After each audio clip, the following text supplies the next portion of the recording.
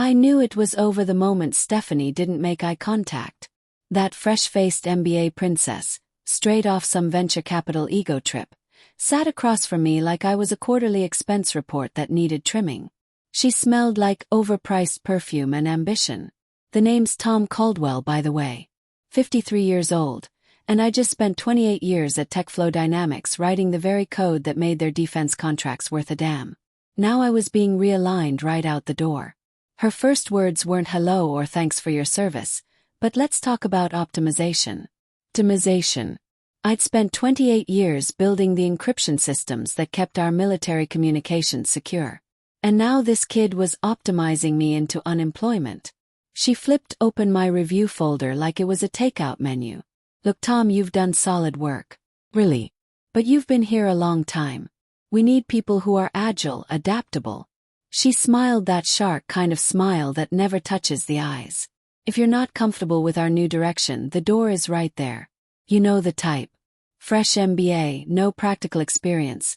Thinks leadership means using buzzwords like synergy and paradigm shifts. Stephanie Brooks was 32 years old and had never written a line of code in her life. But she had an MBA from Wharton and a daddy with venture capital connections. I felt a dead calm settle over me. I looked at the team photo on my desk. Half those engineers I'd hired straight out of college. I remembered staying late with them through system failures and botched deployments, running on vending machine coffee and gas station sandwiches. I remembered missing my daughter's college graduation because our Pentagon server farm crashed during a critical operation. I remembered fighting for their salaries when upper management wanted to cut costs. Now this child was handing me a participation trophy and a real termination folder. So I closed my laptop. No drama, no speeches. I stood up, tucked the folder under my arm and walked out. Past my team. Past the glass conference room full of people pretending not to notice. Past the same HR woman who'd once asked me to mentor her nephew. No one said a word. That kind of silence has weight. Pulls everything down with it. Respect, loyalty, history. But here's what people don't understand about guys like me. Sometimes silence is strategy. I didn't go home right away. I went to Murphy's Diner down the street, got myself black coffee and a moment to think. You know Murphy's red vinyl booths. Waitresses who've been there since the Clinton administration. Coffee strong enough to wake the dead. I sat there and just breathed. Not raging, not planning anything dramatic. Just thinking. TechFlow had been my whole adult life. I joined when we were still operating out of a converted warehouse in Arlington, back when defense contractors were scrappy operations run by ex-military guys who understood the mission. I'd watched us grow from a 20-person shop to a $750 million Pentagon favorite. And all of it, the infrastructure, the architecture, the core encryption protocols, had my fingerprints in the foundation. I didn't document everything the way some fresh college kid might. I lived that code. It wasn't in a manual somewhere. It was in my head, built over years of late nights and impossible deadlines. I paid Murphy in cash, walked 2 blocks in the wrong direction just to clear my head. Then I caught a cab. Not an Uber, a damn yellow cab like I used to take back when TechFlow couldn't afford a proper parking garage and I had to find street parking 6 blocks away. Home smelled like old leather and Rex's dog food. My Labrador looked up from his bed, tail wagging but cautious. Dogs know when something fundamental has shifted in their world. I set the termination folder on my kitchen table, poured myself 3 fingers of bourbon, the good stuff, not the daily drinker, and opened a drawer I hadn't touched in years. Buried beneath tax returns and expired warranties was a slim manila envelope. No label, just the weight of foresight and old habits. Inside was the original provisional patent application. My name at the top, not TechFlow's. Filed in August 2008 during one of the company's many chaotic reorganizations when legal was more focused on staying solvent than minding the intellectual property register. I'd been advised by someone much smarter than me, Tony Walsh, my old Navy buddy turned IP attorney, to hold the provisional rights until things settled. Tom, he'd said over beers at a Arlington dive bar, file it under your name. You can always assign it later once the company's stable and they remember to cut you in properly. They never got stable. They just got greedy. And they sure as hell never remembered. TechFlow had been licensing my core encryption framework the entire time. Lawyers had drafted agreements, temporary ones with expiration clauses, and one very specific condition buried in the legal text like a landmine with a 16-year fuse. In the event of involuntary termination without cause, reversion of rights shall trigger automatically within 24 hours of formal notice. Signed, stamped, filed with the USPTO. And nobody at TechFlow ever followed up because nobody thought I would ever leave. I was the foundation guy, the reliable old dog, the one who kept the lights on while executives played musical chairs. Guess what, Stephanie? You just pulled the pin. The funny thing about working in defense for 28 years is you learn to think strategically. You don't react emotionally. You assess the situation, identify your assets, and execute with precision. Right now, sitting in my kitchen with Rex at my feet and bourbon warming my throat, I was doing exactly that. My phone buzzed every few minutes. Slack messages from coworkers trying to figure out what happened. Sorry to hear, Tom. Please stay in touch. The kind of messages people send when they're scared they might be next. HR had sent an exit survey link. Like I was going to rate my execution experience out of 5 stars. I didn't answer any of them. Let them wonder. They'd all stood there and watched it happen like a corporate funeral where nobody brings flowers. Not one person had spoken up when Stephanie handed me that folder. But here's what they didn't know, what Stephanie and her MBA brain trust couldn't possibly understand. I wasn't just another employee walking out the door. I was the architect walking away from a building he still owned the blueprints to. And those blueprints were about to become very, very expensive. I stood in the hallway for a good 10 minutes, staring at the closet I hadn't opened in over a decade. Top shelf. Old banker's box labeled Original IP Archive. Personal. The kind of thing you keep meaning to throw away but never do. I sat cross-legged on the floor like I was back in the Navy, going through classified documents. Brittle printouts and coffee-stained notebooks scattered around me. My handwriting from 2008 looked like it belonged to a different man. One who hadn't yet learned how little the corporate world valued quiet excellence. Then I found it. Manila envelope, thick paper, crisp edges, still sealed with the original notary stamp. The date made my chest tight. August 15, 2008. Filed under my name, not TechFlow's. Not on behalf of. Back then I was just trying to protect my work. We were a small team and I didn't trust the startup chaos. Half the company was ex-military guys who understood operational security, but the other half were business school types who treated intellectual property like poker chips. Tony had pulled me aside after one of those company happy hours where everyone pretended the funding situation wasn't desperate. Tom, he'd said, I've seen this movie before. File it under your name. You can always sign it over later when things stabilize. They never stabilized. They just got profitable. The formal assignment of rights had always been in process. Legal kept saying they'd handle it after the next funding round, then after the Pentagon contract, then after the IPO talks. But nobody followed up because no one really thought it mattered. I was never going anywhere, right? I was the foundation, the reliable guy who kept the servers humming while executives collected bonuses. Until one of them, Stephanie, with her perfect MBA credentials and zero understanding of what actually made the company valuable, decided to modernize. I stood up, documents in hand, and walked to my desk like it was a command center. Opened the safe I hadn't touched in years. Had to try 3 combinations before I remembered the thing. My daughter's birthday, my enlistment date, the day I started at TechFlow. Tucked the envelope inside. It wasn't revenge. Not yet. It was reconnaissance. I stared at the blinking cursor on my laptop for a while, then opened an encrypted email to Tony. Subject line. Need you to verify a clause. I attached a scan of the provisional filing. The fine print was almost elegant in its precision. Should the inventor be terminated involuntarily and without cause, reversion of full ownership shall occur within 24 hours of official notice. I typed. Still valid. Hit send. Then I sat there in the blue glow of my screen, bourbon warming in my hand, Rex curled against my leg like a silent co-conspirator. The phone buzzed again. Voicemail from Stephanie. I didn't listen. Probably some sanitized corporate speak about knowledge transfer protocols or transition planning. Too late for that. I walked to the window and watched the city lights blink beneath me. 28 years. 28 years of making other people look smarter than they were. Of translating technical brilliance into PowerPoint slides for executives who wore suits like armor and used words like synergy and scalable solutions. Well, here's your scalable solution, princess. This wasn't the part where I raged or started applying to competitors. This was the part where I remembered who I was. Not Tom from engineering. Not legacy overhead. Not the guy they thought would shuffle quietly into retirement.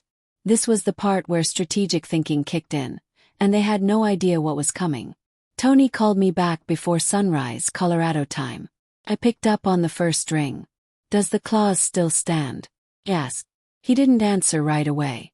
I could hear papers rustling, the soft click of his reading glasses. Tony was the methodical type. The reason he'd made captain in the Navy and partner at his firm. He didn't give legal opinions based on hope. Finally he exhaled. And if they terminated you Monday at 4:15, it triggered reversion the moment you walked out. I didn't speak. He added, Tom, you kept that clause active for 16 years. The core encryption patent just reverted to you automatically. I hung up without a goodbye. Not rudeness. Just efficiency. There was work to do, and every second counted. That 24-hour window wasn't theoretical. It was real. By the time my kitchen clock read 6:30 a.m., I was logged into the USPTO filing system. The reversion confirmation was a pre-written template, something Tony and I had drafted back in 2008 just in case. I remember him saying, you probably won't ever need this, but I've seen too many good engineers get screwed by companies that forgot who built their success. Smart bastard.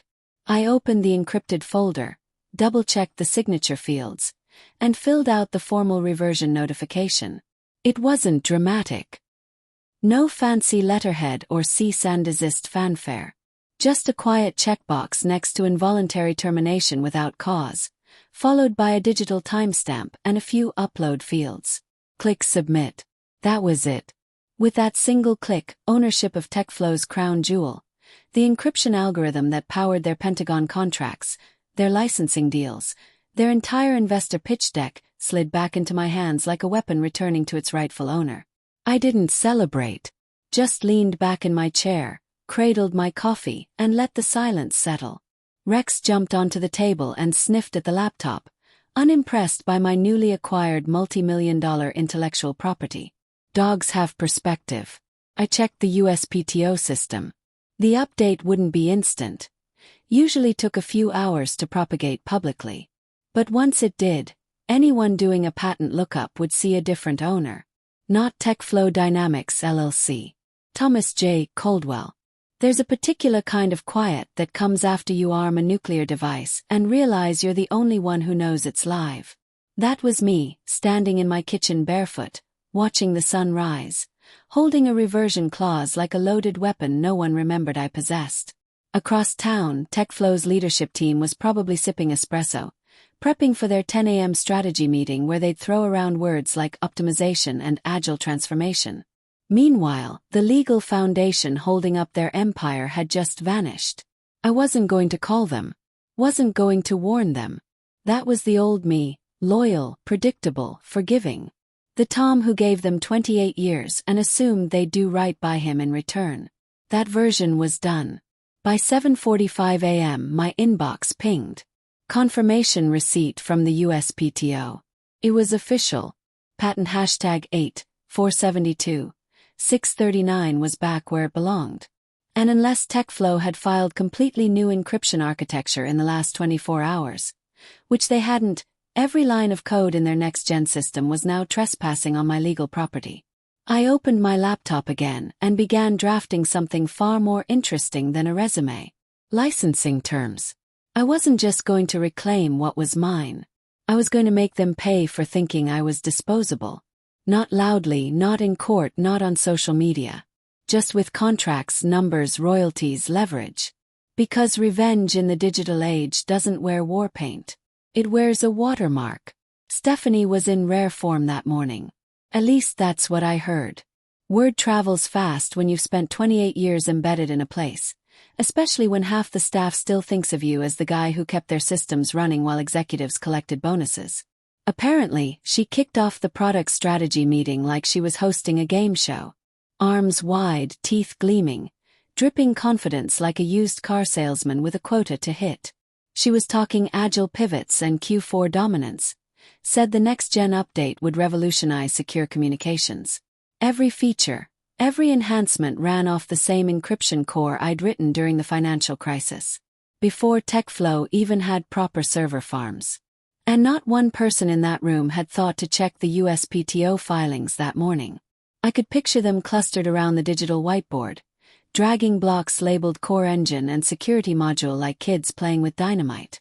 Stephanie probably mentioned me once, if at all. Maybe as legacy architecture or worse, the old system. By 11:30 my phone buzzed. Caller ID, Paul Richardson. Paul from development, who used to bring me donuts during late-night debugging sessions and once called me at 3 a.m. because his encryption implementation broke the test environment 2 hours before a Pentagon demo. I almost didn't answer, but curiosity won. "Hey Tom," his voice was careful, like he was approaching a wounded animal. "Quick heads up. We're moving your old code into the new build this week. Pentagon demo got moved up to Wednesday. Kind of weird without you here." I let that sit in the air like a bad smell. Then I said, "Good luck with that." He paused. "Wait, what do you mean?" "Like, let them figure it out." This was the part people never understood about guys like me. I didn't scream. I didn't threaten lawsuits. I didn't write angry reviews or call their investors. I let the rope tighten on its own. And it was tightening fast. By noon, TechFlow's legal inbox had received the USPTO reversion notification. But here's the kicker: nobody read it.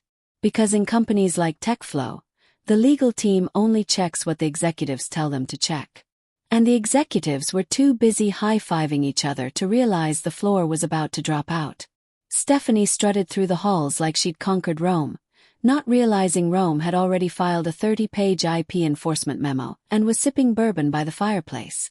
From what I heard later, she even made some crack in the break room about how clean the transition was. Something like he didn't even fight it. Guess he knew it was time. Yes, Stephanie. I knew exactly what time it was. They were hours away from pushing a live demo that was 100% dependent on code they no longer legally owned. Every commit, every push, every scheduled integration test was now a line item on my licensing ledger. And I wasn't charging friendship rates. That afternoon I started getting LinkedIn messages.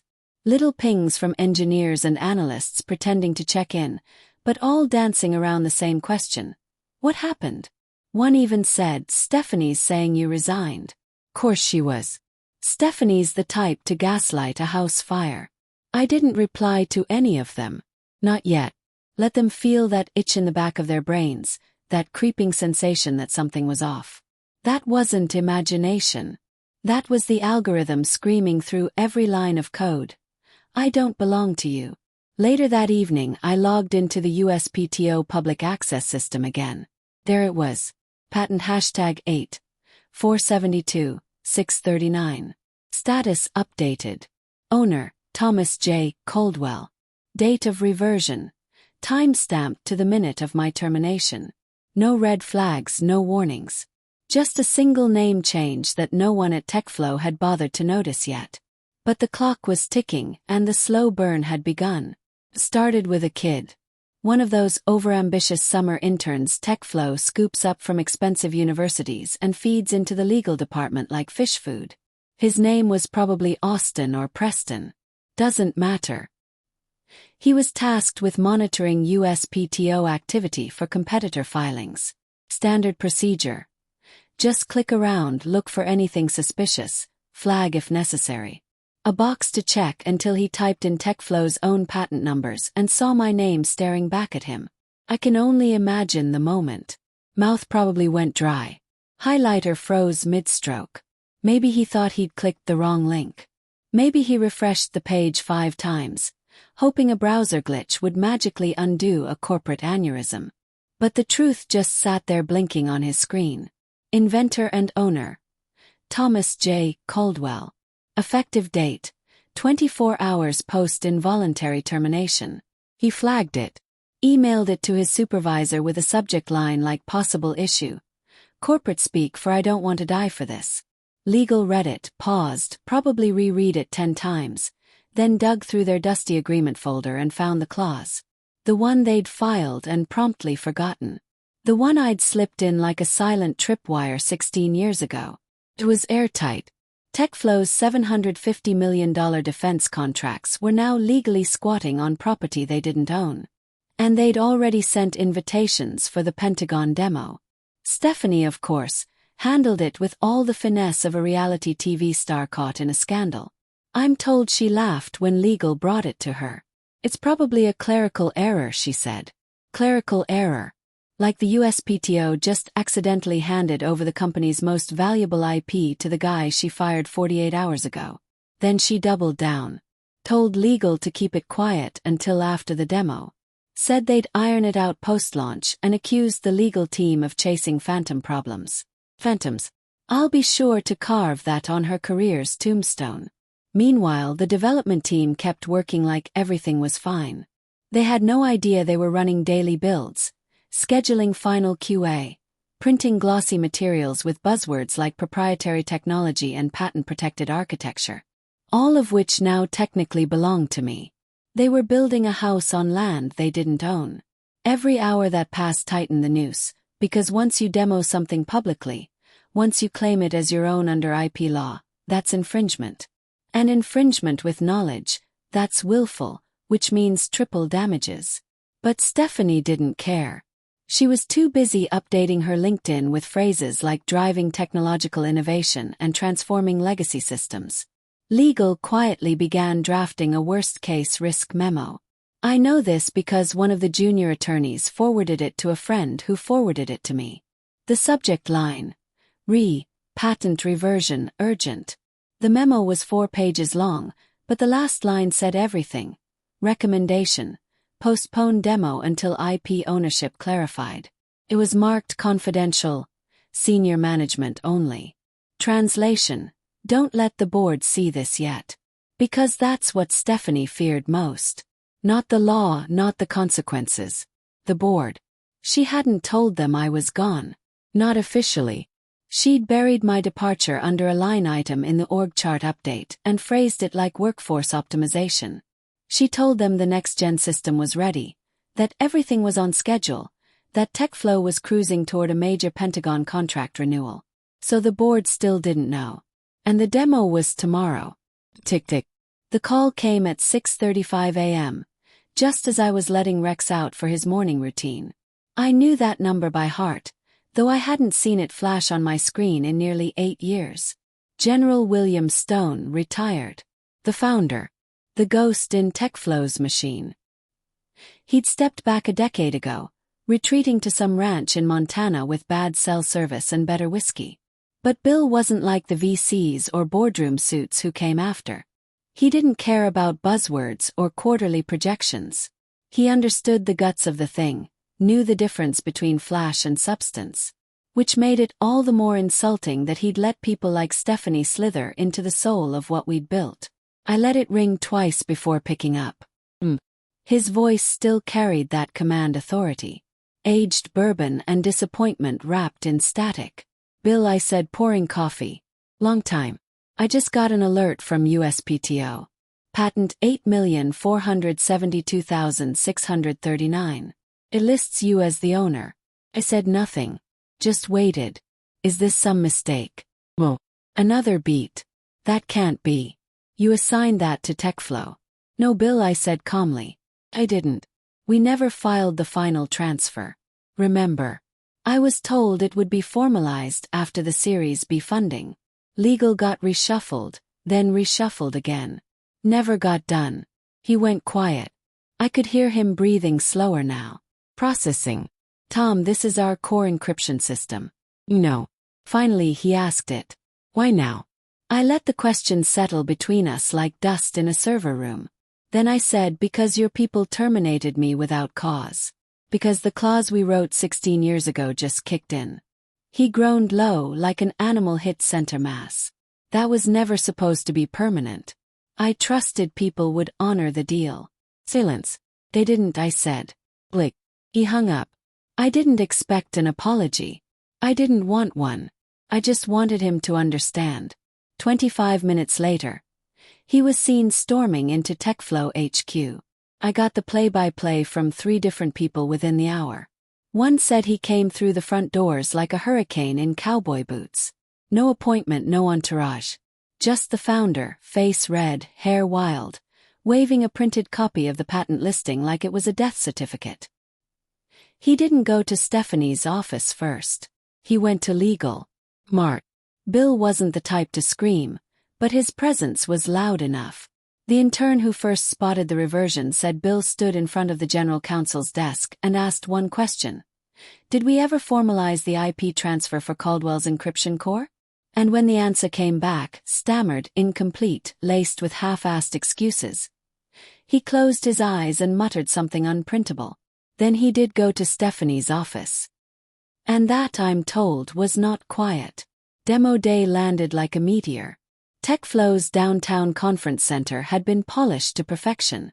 Brushed steel, sterile spotlights, a 40-foot LED wall flashing next to us now. Rows of leather seats filled with Pentagon liaisons, existing contractors, Defense Department officials. Every person whose signature or budget approval mattered. Stephanie stood backstage in a navy blazer 2 sizes too confident. She was smiling, joking with the CTO. Doing that thing executives do where they believe charisma can outpace competence. And for a minute it looked like it might work. The intro video played. Glossy stock footage of satellites, server farms, diverse engineers smiling at monitors. The audience applauded politely. Stephanie adjusted her mic, walked to center stage. Ladies and gentlemen, she began, voice smooth with self-satisfaction. What you're about to see is the future of secure communications. A platform that will revolutionize how our military approaches encrypted data transmission. She gestured to the screen behind her where the system UI loaded up. Sleek, familiar, mine. In the next 15 minutes, she said, we'll walk you through our most advanced iteration yet, powered by our proprietary encryption engine, developed right here at TechFlow. That's when legal moved. Not fast, not panicked. Just deliberate. A tall woman in a blazer 3 shades too dark to be accidental stepped onto the stage from the wing and leaned close to Stephanie's ear. I wasn't there, but I know what was said. We can't demo that system. We don't own the patent anymore. Stephanie blinked, laughed too loud. Excuse me, small technical hiccup, she told the crowd. Give us just a moment. She stepped aside with legal. The mic was still on. The whole front row heard her whisper, what are you talking about? We've always owned that code. No, Stephanie, legal replied. You never did. Thomas Caldwell owns the IP. The reversion is final. Slog. Live. If we demo this, we're in willful infringement territory. The blood left Stephanie's face like it had been called home. Whispers started in the back. Phones lit up. Then it happened. Someone had leaked the USPTO documents to the Pentagon officials. Full printouts of the patent listing, along with the reversion clause in plain language, were being passed around the room. A Pentagon official stood up, holding the papers. Thomas J. Caldwell, she said. I believe this is the patent registration referenced in your marketing materials. Stephanie squinted. I'm not sure where that came from. Public record, the official said. We all have it now. No one looked at the stage anymore. They were reading, sharing, connecting dots. That code, that system. It wasn't TechFlow's. It was his. Tom wasn't in the room, but his name was everywhere. On the documents, in the code, etched into the very DNA of the company Stephanie claimed to lead. By the time Stephanie tried to salvage it, rambling about roadmap transparency and partnership opportunities, half the audience had already left. Quietly, deliberately. The demo was dead. And everyone noticed the absence of applause. I woke up the next morning to the kind of silence that only happens after something has exploded. Rex was still asleep, but my phone was vibrating like a paint mixer. 203 missed calls. The notification bar was a massacre. Voicemails, texts, LinkedIn messages from people I hadn't talked to in years. 2 urgent emails flagged from TechFlow Legal. A message from Paul that just said holy shit and one from Bill. I scrolled for a moment, didn't open anything, then pressed call back on the most recent missed call from Bill. He picked up on the first ring. No greeting, just raw panic. Tom, what do you want? Not can we fix this? Not how do we walk it back? Not even I'm sorry. He already knew none of that mattered anymore. I didn't answer him on the phone. I didn't need to. 30 minutes later I sent an email. Subject line terms. Inside was a bullet point list. Calm, surgical, no legal jargon. Asterisk full licensing agreement for TechFlow to continue using patent hashtag 8,472. 639 asterisk $15 million upfront payment plus 12% ongoing royalties asterisk seat on the board with voting privileges asterisk public acknowledgement of original authorship asterisk Stephanie Brooks immediate resignation. I ended it with a single sentence. This is not revenge. This is realignment. Then I hit send. No signature, no warmth. Just business. Bill didn't reply immediately. I didn't expect him to. He was likely still in crisis mode, trying to explain to investors why the guy they'd erased from the company now held every card in the deck. 4 hours later my terms were accepted. All of them. I didn't celebrate. Just leaned back in my chair, Rex at my feet, and watched the city through my window. Somewhere across town, Stephanie was probably cleaning out her office, learning the hard way that you don't fire the architect unless you own the blueprints. And the blueprints, it turned out, had my name on them all along. That evening I poured myself a double and sat on my back deck. The phone had finally stopped buzzing. Tomorrow I'd go back to TechFlow. Not as Tom from engineering, but as Thomas J. Caldwell, board member and patent holder. Some people call it revenge. I call it market correction. Because when you've spent 28 years building something, you don't just walk away quietly. You make sure everyone remembers who really built it.